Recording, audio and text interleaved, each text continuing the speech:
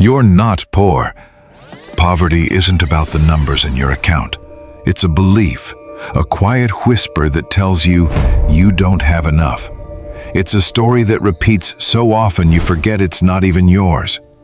You see, poverty begins the moment you look outward for validation. You look at someone's car, someone's home, someone's vacation, and in that moment, you plant the seed of less than inside your mind. But wealth doesn't start in the bank. It starts the day you stop comparing your chapter 1 to someone else's chapter 20.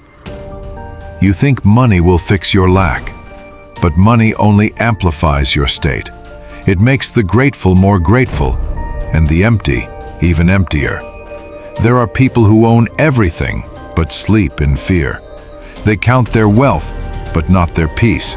They guard their assets, but not their hearts.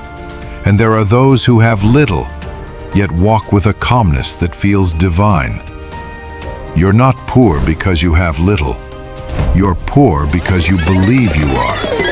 And belief shapes reality faster than numbers ever could.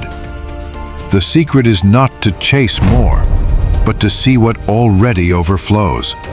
When you count your blessings, the universe counts you back.